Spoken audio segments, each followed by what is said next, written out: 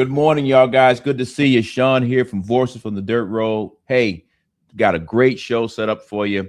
This week, we're going to be talking about cow-calf operations and the future of the herd. As y'all guys know, there's a lot of things going on in agriculture. But before I jump into that, this is episode number 20. I'm so proud to be able to tell you that. That means our program is continuously moving forward. And I just want to thank everybody who actually views and look at us live here at 7 o'clock in the morning. Then during the week, I know it goes to YouTube and other places. So I just want to say thanks to everybody who kind of keeps this show going. And today, when you're watching us, if you want to ask a question, you want to say hi, please just put it in the chat and the team will get it to me and I'll stop and tell you hi. So let me talk about a couple of things. Let's put the stool up so that we can actually tell everybody about what we do here. As y'all guys know, the people that have been watching this show for a long time, you know that the way that we put this podcast together is to focus on agriculture, to focus on our farmers, to focus on what is actually happening out in rural America. And we do it based on the stool that you see here. Today's show will be focused on livestock. We have in the past talked about row crop, and we know we're still waiting to find more information about our soybean farmers, peanut farmers, cotton farmers. Are those guys in row crop actually going to receive their payments, and when is that going to come? We'll probably do some little bit more on that in the future as we get closer into March, because I think those payments are supposed to come in the February timeframe. And then we also talk about forestry. We've actually had guests to come on the show to talk specifically about the world of forestry, but we also have had guests to come on and talk about specialty crops when it comes to fruit trees and all of those kind of things. So that is all up on the forestry. And then on top of all those things, we like to sprinkle in little things that affect farmers across the board, or just affect the agricultural community across the board. And then, as y'all guys know, to make all of these things work, it is under the umbrella of the USDA. We have actually been asking Secretary Rollins to come to our show, but we're going to keep trying to work on it. We hadn't got there yet, but we do pull a lot of her videos because she's working hard, trying to make things better for our farmers, and we're going to continue to support her. With that being said, all of the farmers, for the most part, with all the changes that happen we all go back into the USDA.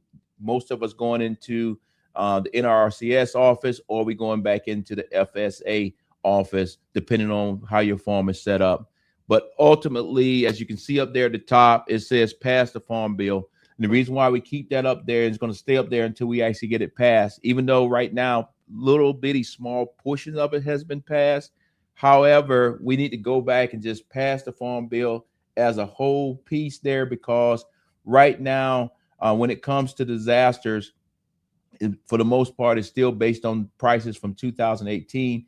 And we all know cost of living is a lot higher here in 2026. So that when a farmer has an issue on his farm or her farm, the replacement cost is not matching up. So we got to get that farm bill passed so that we can actually keep our farmers whole and keep them going. And then ultimately, I think everybody's tracking. There's a lot of our farmers that's in the hurt locker right now. And we need to get them some relief so that they can actually plant crops for next year. And yesterday, when I was out there on my farm, I actually looked out across the pasture. I was standing on top of one of the hills, and I looked across the pasture. And with the weather, we had a cold spell about 10 days ago, and now it's got kind of warm. My grass is starting to green up a little bit, or at least I'm hoping it's greening up a little bit, because I'm tired of feeding hay. But what I will say is, for our row crop farmers, they should be out in the fields right now, starting to get that ground ready to get ready to put a crop in here soon in the March timeframe. So let's continue to work, and we're going to continue to provide information for you that you can use and you can share with your family across the board, because I'm a firm believer that we got to bring this next generation on board, figure out our succession plans, and on top of that, make sure that we can help that next generation move into the farm and actually be able to take it on board. With that being said, let me talk about the cattle herd as is. Can you put up the chart, please? Hey guys, if you look at this chart here will let you know. I know the numbers are very small, but key piece of this chart, it starts in 2000 and then it goes all the way out to 2026. This chart right here is talking about the cattle inventory. As you can see, yes, there's some ups and downs, but for the most part, everything has been trending down. And that trending down is saying that our cattle herd has been getting smaller and smaller and smaller and smaller. Matter of fact, right now, if I have my numbers right, the cattle herd is the smallest it's ever been in 75 years. This is going to be the basis of our conversation today, and that's why I want to make sure that everybody understands, because we have a lot of viewers that are not actually, they're not always farmers like you would have a definition of a farmer. They may have access to a farm or have a cousin or a brother or a mom or dad that does it, but part of our job is also to try to educate. So right now, when you look at the cattle herd, cow-calf producers like myself, yes, we are making money. However, that doesn't mean that everybody in the cattle industry is making money, and we'll talk about that a little bit further down the road. And then you also hear where we bring in beef from Argentina and everything else. You hear about the screwworm situation down in Mexico. You hear about all of these different things that are pushing on the market. But I will tell you the number one thing that's pushing on the market that's making cow prices high is supply and demand, and that supply and demand is on both sides of the coin. The supply and demand on our side or my side is because we don't actually have, we're still talking about building the herd back. However, we're a long ways from building the herd back, because you can't just snap your fingers and say, okay, we have brought the herd all the way back up here. The reality of it is now we are showing that the herd is growing just a little bit, not much. And if we actually decide to keep heifers back this year and the year after that, we may have the herd back to where it was 75 years ago in 2030. So I just want to make sure everybody understand that building this herd back, as you can see there, we're in the lowest ever.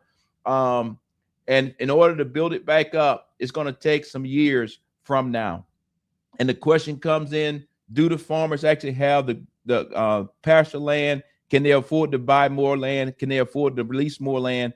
And can they afford to keep that many cattle on the ground in the future? So a lot of things to unpack here today, but I just wanted to give you that premise as we move through some of these conversations that just happened this week. You know, this week, as a farmer, as a cattleman, I think I got out of the military. I know I got out of the military in 2023. It was May. Came back here, started my farm. And one of the things I promised myself as a cattle producer, I was going to do it just like I did it in the military. I believe in professional development. And as a cattleman, I was going to go to the CattleCom in Nashville, Tennessee. I just couldn't make it fit into my schedule. But it looked like to me, and I had some friends who go up, it was a lot of good information up there. So I want to share some of those things, and then we'll come back. But everything that we're talking about today is about 100% the cattle herd of the United States, and how is that going to affect you as the consumer, and then you as the producer like me. With that, let's jump into the very first one and let the Ag Day kind of give us a baseline of what's going on out there in agriculture when it comes to cattle. The cattle market remains a bright spot, and at this year's CattleCon in Nashville, experts were crunching the numbers, predicting pricing and profit for 2026. Ag Day's Michelle Rook joins me with the factors now at play. Yeah, Clinton, CattleFax is forecasting the average fed steer price for 2026 at $224. Now that's nearly steady with last year, but feeder cattle prices will be higher, hitting record averages of $335 for 800-pound steers and $440 for 550-pounders. So cow-calf producers may see big profits again in 2026. But those margins could be narrower to even negative in other sectors, especially by mid-2026. 2025 saw record cattle prices in a profitable year for nearly every sector of the cattle business, but especially for the cow-calf producer. There's a lot of guys that made $1,000 on calves last year, which is astronomical. I mean, that's a whole cycle's worth of margin in previous cycles in 1 year. And Weber says the profit picture is unlikely to change for cow-calf and the backgrounding sector in 2026. The backgrounder kind of grass operation, those guys are probably in okay shape yet this year because the market's still appreciating from calves to feeder cattle. However, the game could change dramatically for those finishing cattle this year, even with near to record high prices due to replacement costs. So last year was probably a record year for cattle feeding margins, especially for the unhedged producer. We're going to give a lot of that money back. It's already been spent and pushed back into the cow-calf and stocker part of the system. Feed yards, probably the back half of the year's margin opportunity is very slim to largely negative. You've got the border still closed. Whenever that reopens, and also as we go to the second half of this year, our break-evens are going to be at 250 to 260 coming out of the feed yards. We start to see some losses, in our opinion at least. That combination probably rolls the feeders over, and they'll trend lower as you go through the year. And the reality is margins are already tightening for feedlot operators like Mike Drennan. I'm in the market every day for feeder cattle, and you see a lot of cattle that when I run a projection, I mean, some days there's cattle that you could project a $200 loss. Then the next day they almost work. I mean, so you have to be within that market every day. However, the biggest losses may be felt by the packers. Margins are in the red due to excessive slaughter capacity, which is projected at 600,000 to 1 million head for 2026. There's more shackle space than cattle. Last year on average is about 7,000 a day. Today it's about 4,000 to 5,000 a day. So even though it's narrowed the gap, leverage should continue to favor the cattle feeder. And if the border doesn't reopen soon, he says the likelihood of more plant closures is real. I'm Michelle Rook reporting for Ag Day. Yeah, as you can see there, we're kind of all over the spectrum when it comes to the cattle market. I will talk from where I sit. I'm on the very front end. I'm a cow-calf operator. And with that being said, like they said in the video, we are making money, but what I want to make sure that everybody understands is our input costs are still very high when it comes to fertilize and everything else to actually produce that cow, produce that calf, and then pass it on down further down the road. I will tell you this. I believe as we work through 2026, we will still see record high prices, but at some point it will start to fall off. And when I say fall off, it may not affect myself and other cow-calf operators on the front end, but the question then comes to the guys that are, I run a small farm. I'm not one of those guys that I'm not producing 300 and 400 head of cattle. I'm going to push out somewhere between 30 and 40 head of cattle. So I'm just an average farm. That's who I am. But the reality of it is the guys who are pushing out 200 head of cattle that usually send their cattle to the feedlots, as you heard in the thing, is the feedlot people now are potentially going to lose money. That means when your cattle go into the feedlot, are they still going to pay you the same that you would have got if you would have sent it to the sale barn or sold it to another farmer directly? So as this process works its way through, we got to keep our eyeballs on a couple other things. One, like it was already said, the amount of cattle that's going through the program is a small amount of cattle. That means, just like we talked about last week or the week before, processing plants that actually turn the cow into steaks and hamburger and all those kind of things. Not that many cattle coming through. That means they're laying people off. That means they're actually shutting down some of the plants. So I just wanted to make sure you clearly understand this whole chain of, you could hear your local farmer in your hometown saying this is a great year for the cattle farmer.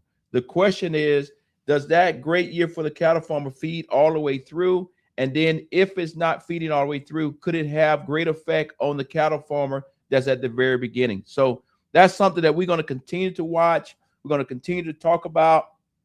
And I will be bringing on some more cattle producers at all of those different levels throughout this year to talk about it, because I think it's very important that as a cattle producer or somebody that want to understand it, understand the entire chain, because that could have great effect on the decisions that you make on your farm, because farming is a business. This is not a hobby. This is not something you're just going to hang out and do. It's a lot of money tied up into farming, especially when it comes to cattle, and you don't want to make that wrong decision and lose all of it. So now I want to move into talking about the cattle supply.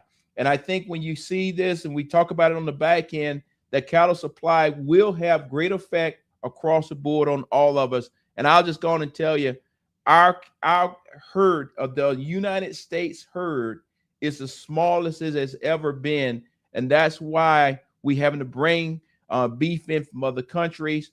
We have the pressure of the screwworm that's down there in Mexico, and we're doing everything we can to keep it in Mexico. We're working with them hand in hand. I think that'll be a episode that we just focus on that. But on the flip side of the coin is all of these pressures that's keeping that supply herd very low. So with that, play the next video and I'll come back on the back end. We knew cattle supplies were tight. There's no secret about that. But when we see another 1% reduction in beef cattle, it really fueled the market. Was that the biggest surprise in this USDA report? Probably so. The beef cow herd being down, the fact that it was down some was not a particular surprise. I thought it also could have been up slightly, so plus or minus unchanged. Came in a little smaller than that. So, but in general, the report, from my standpoint, was pretty much what I expected. The net effect is we've continued to get smaller in this industry, and we are not growing at this point. Yeah, that is exactly right. We are not growing at this point. I would tell you, like I said, my farm is not the biggest farm. I have big dreams now. I have big dreams, but big dreams and being reality is two different things. And last year, out of all the calves that I had, based on genetics, based on the criteria that I use on here on the farm, that I received from my Georgia Cattlemen Association and others, and talking to other farmers, out of all that herd of cattle that I had, that particular herd of calves, I only kept 2 back for my heifer replacement program. The question is, are other farmers keeping any back? And then this year, crop of calves, will people keep any back? Give you a prime example. On my farm right now, on the ground, unless I go out this morning, we got a new calf. We have 8 calves on the ground. 4 boys, 4 girls. Obviously, all of the boys will be sold off this farm. Some of them will become bulls. Some of them will become steers. Some of them will go right into the market, becoming hamburger and steak and all of that. The question then comes into play, so I make sure everybody understands, is those 4 females, will I keep all of them, or will I use the same criteria that I used last year and say, okay, which ones are the best 2 or 3, because I only want to keep the best cows here on this farm. But I'm hearing that the federal government will get more information on it, may want to pay farmers to keep heifers behind so that we can grow the herd at a higher rate. So we'll see how this plays out. But right now, where I'm sitting here on my farm, I'm using still the same criteria. So even though we know we're going to have more than these 4 heifers, we're probably going to end up with 10 or 12 more. The reality of it is, will I keep all of them, or will I only keep the best? And I think the federal government may be asking me to keep all of them so that we can actually grow that herd a whole lot faster. But at the same time, we do not want to drop on the quality, because I believe the reason why people are still willing to pay higher prices at the grocery store is because of the quality of the beef that we are producing here in the United States. And I hope and pray that when we bring in Argentina beef, that they actually put it right on the tag. This beef is from Argentina. This beef is from wherever. This beef is from wherever. And this beef here is from the United States. And specifically, you can say it's from Georgia or Rockmart or Texas or wherever. So we got a lot of work to do. Let me change gears just a little bit, because earlier this week I was talking to a good friend that's out there in Nebraska, and he was talking about the ag industry as a whole, and the ag industry in Nebraska is tied 100% to agriculture. And right now, Nebraska as a state is hurting across the board. Nebraska is like Texas, is a major state when it comes to cattle, and they are truly concerned about bringing in Argentina beef, and how is that going to affect their farmers on the ground, especially with everything, all the pressures that I just kind of told you about. So with that, let's see what we're talking about out there in Nebraska, and then how does that affect us all across the United States, please. A Nebraska beef producer says we shouldn't rely on foreign supply. This as the U.S. quadruples imports from Argentina. The White House says the goal is to curb the rise in beef prices. KETV Newswatch 7's Aaron Haggerty is getting the facts tonight. Aaron. Yeah, Bill, Julie, the average price of a pound of ground chuck was $6.52 in December, according to the Bureau of Labor Statistics. That's nearly $1 more than it was a year prior. University of Nebraska-Lincoln Associate Professor Elliot Dennis tells me Argentina's beef won't do much for those who buy it. Maybe a little bit. That's because only around 1% of the beef Americans eat will be from Argentina, he says, and there might be a downside. What it's doing is it's potentially provides a disincentive for producers to kind of continue to grow the herd. There's strong demand for beef, but the cattle population is near a record low. We want to be self-sufficient. Craig Uden, the board president of Nebraska Cattlemen, doesn't expect much of an impact on price either. No, we do not. We're still short of product throughout the system. We'll see where we go. As the cow herd increases, the numbers stabilize and start to move higher, we'll be more self-sufficient, but that doesn't happen overnight. Uden says he understands the decision to quadruple supply from Argentina from 20,000 metric tons to as much as 80,000 for a year. We don't necessarily like that we have to import. It's somewhat of a necessity right at the moment. We wish it had been handled a little different. All 5 members of Nebraska's congressional delegation spoke against the idea to import more from Argentina when President Trump floated the idea in October. And last week, Senator Deb Fischer said, instead of imports that sideline American ranchers, we should be focused on solutions that cut red tape, lower production costs, and support growing our cattle herd. Yeah, as you can see there, I think it's important that we watch what happens out in Nebraska and Texas, because those are some major places where cattle are. I think it's probably more cattle than people. And if our representatives in Congress from those particular states are saying, hey, let's slow down on bringing in all this beef, what can we do to help grow the herd? Because like I said very early in the process, the cattle producer like myself that's at the very front end, that has the cow and the calf. Prime example, today I hope and pray that when I walk outside, I got another calf on the ground. So that particular guy, we are making money.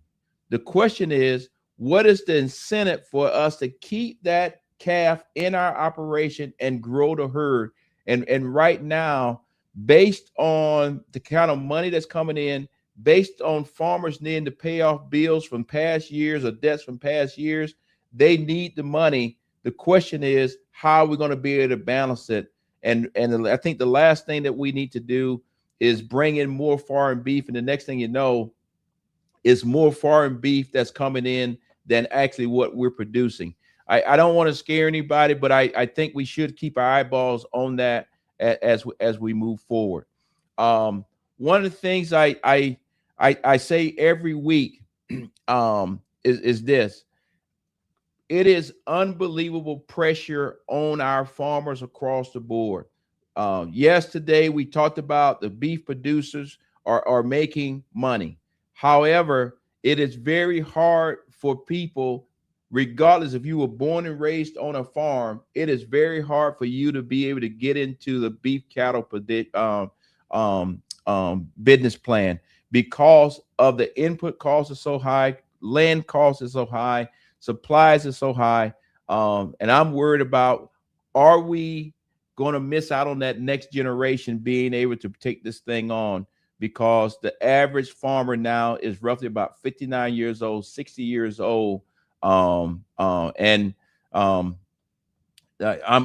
I talked about in past shows, we got to make sure that we can bring along that younger generation. And when I say bring along, I'm not just talking about them just working on the farm, talking about it. I'm talking about them actually owning a farm and learning and having a mentor and all those kind of things.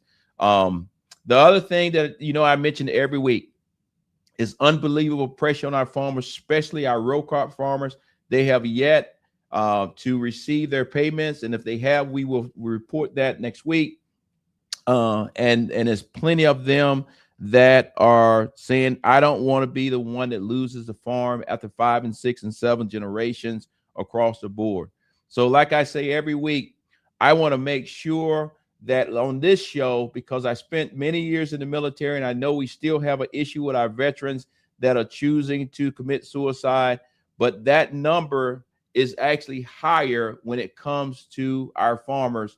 And the crazy thing is, we don't actually have mental health facilities here in the rural communities. Our mental health facility is, if somebody's in a crisis, they put them in a jail, which is a sheriff's jail, and that's just not right. So I want to make sure, no matter what week I'm talking on this show, that I pass the information out. So if somebody's in a crisis, that they can call 988 and get some help, no matter what zip code you live in here in the United States, because, today may be a tough day, but just make it through the day. The sun will come up tomorrow and you'll have a different perspective on it, and we're going to be okay. A lot of people are working on this agriculture thing, and I'm confident that all of us, we're going to get through it. This is not the first time. It's been tough times in the world of agriculture, and it won't be the last, but we will get through it like generations before us.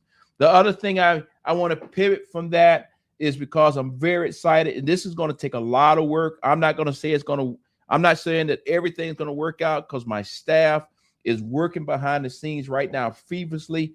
And if y'all guys know me personally, I'm running 8 different ways. I'm not even sure if my eyes are open right now, but that's okay. Got to put in the work. But one of the things that we wanted to talk about next week is, when it's tied to agriculture, is tied to the greater community. We want to talk about PFAS.